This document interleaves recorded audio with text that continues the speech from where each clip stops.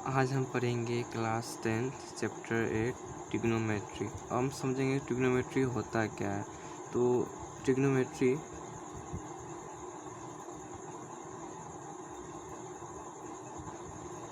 इसको हम 3 पार्ट्स में क्या कर सकते हैं, डिस्ट्रीब्यूट कर सकते हैं। फर्स्ट है मेरा ट्राई, सेकंड है मेरा गोनो, ये होता है मेरा मेट्रोनो। ट्री मीन्स होता है 3, गोनो मीन्स होता है साइड्स, मेट्रो मीन्स होता है मेट्रोनो मीन्स होता है मेजरमेंट। तो अगर हम कहना चाहें कि ट्रिग्नोमेट्री होता क्या है, तो ये लिख सकते हैं कि the study of relation of angle and side of a triangles.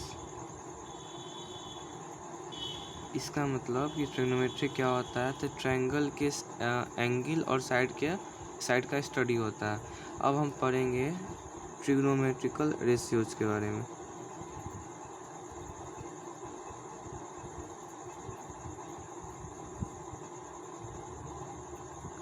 Trigonometrical ratios होता क्या है, पहले आप देखें, ये मेरा है राइट एंगल ट्रायंगल,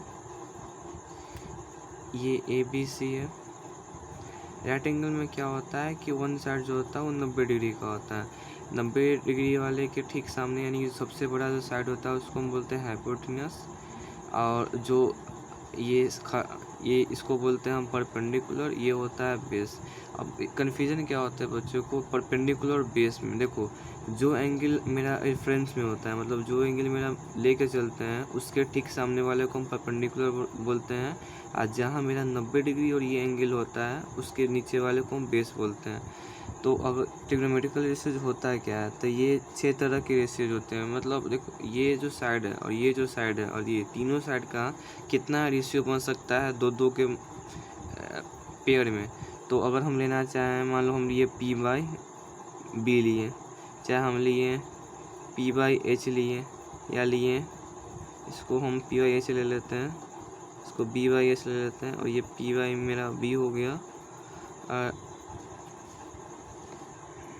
ये है मेरा B/P, और ये हुआ H/B, और ये H/P।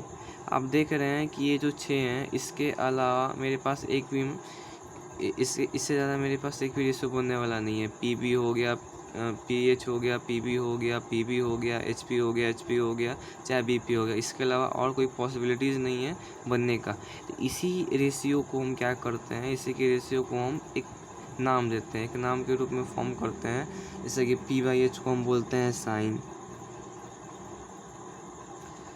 ये हो गया मेरा कोसाइन, ये हो गया मेरा टेंजेंट, ये हो गया मेरा कोटेंजेंट, ये हो गया मेरा सेकेंड, ये हो गया मेरा कोसेकेंड। अब देखें ना, यहाँ पर ये जो साइन, कॉस, टेन, कॉट, सेक क्या कॉसेक होता है, इसका एक एंगल से रिप्रेजेंट करते हैं। मतलब कि साइन के बाद मेरा एक एंगल होना ही चाहिए। तो जैसे कि हम ये लिए, इस शेप में मेरा जो मेन एंगल होगा, ये इसको हम थीटा कंसिडर करें, तो ये हो जाएगा sine theta, cos theta, tan theta, ये कॉट थीटा, इसका सेक थीटा हो जाएगा, और कोसेक थीटा। तो इसके रेफरेंस में अगर हम इसका साइड लिखना चाहें हाइपोटेन्यूस, तो क्या होगा, ये P यानी कि AB अपॉन AC होगा, ये होगा BC अपॉन AC, ये हुआ मेरा AB अपॉन BC, फिर B/H B है BC अपॉन AB, और ये हुआ मेरा AC अपॉन BC, और ये है AC अपॉन AB।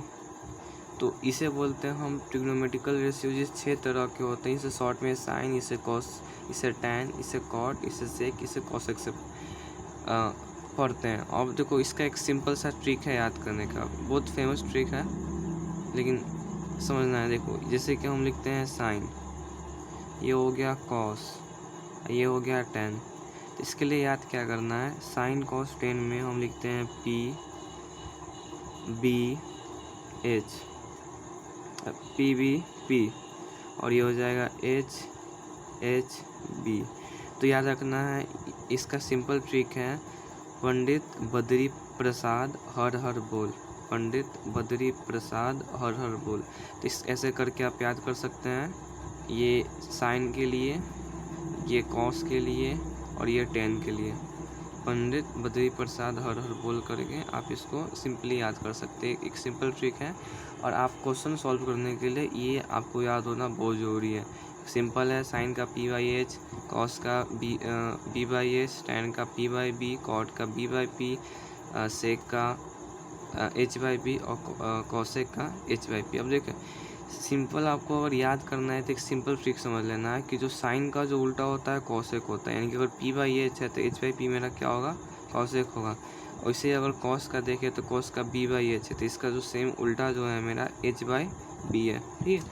अब टैन का जो होता है वो P/B है, तो कॉट का क्या होगा, तो होगा B/P। ये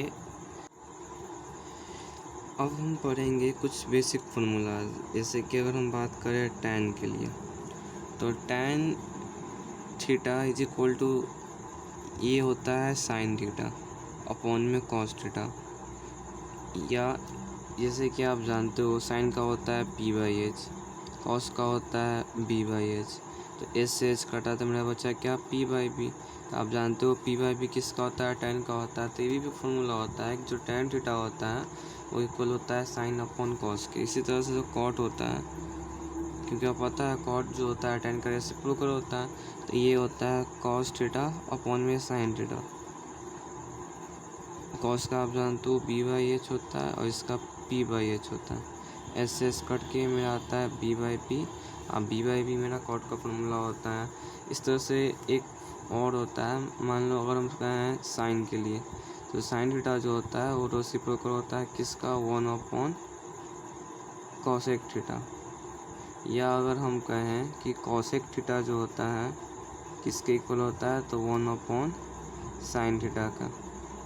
इस तरह से अगर हम बात करें कॉस थीटा के लिए, तो ये इक्वल होता है 1 अपॉन सेक थीटा। या अगर हम बात करें सेक थीटा किसके इक्वल होता है, तो ये इक्वल होता है 1 अपॉन कॉस थीटा के। टैन की अगर हम बात करें तो टैन थीटा इक्वल होता है 1 अपॉन कॉट थीटा के इक्वल, या कॉट थीटा जो होता है वो इक्वल होता है 1 अपॉन टैन थीटा के। यानी कि साइन का रेसिप्रोकल कॉसेक होता है, कॉसेक का साइन हुआ, कॉस का मेरा सेक होता है, सेक का कॉस, कॉट का टेन होता है, टेन का कॉट होता है। सिंपल है, ये हो गया। अब हम कुछ क्वेश्चन पढ़ाते हैं। अगर आपको क्वेश्चन दिया हो इस टाइप का कि आपको निकालना हो ऑल दी ट्रिग्नोमेट्रिकल रेशियोज, तो आप कैसे फाइंड करोगे, तो इसका सिंपल है। आप करना क्या, जैसे हम लेके चलते हैं मेन मेरा ये एंगल C को लेके चलेंगे। तो अगर हम निकालना चाहें साइन और C का वैल्यू, तो साइन C का पहली बात आपको पता होना चाहिए फार्मूला, साइन का फार्मूला क्या होता है, तो P/H होता है। P मीन्स होता है परपेंडिकुलर। तो देखो इस एंगल के ठीक सामने वाले को हम क्या बोलते हैं, परपेंडिकुलर बोलते हैं।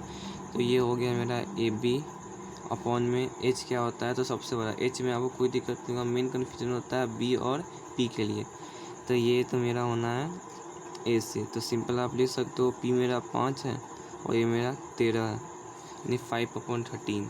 अगर हम बात करें cos C के लिए, तो cos C इक्वल टू पता है B/H होता है। B क्या हुआ, तो जहाँ पर मेरा 90 डिग्री और ये मेरा जो होता है एंगल दोनों लाई करता है, तो उसके नीचे वाले को, यानी कि ये मेरा हो गया BC अपॉन में AC। तो BC कितना है, 12 अपॉन में 13। अगर हम tan की बात करें तो tan C is equal to होगा P/B। P क्या है मेरा, तो ये है AB अपॉन में B क्या है मेरा, BC है। तो ये 5/12 हो गया। कॉट की बात करें तो cot C is equal to क्या होगा, तो ये होगा B/P।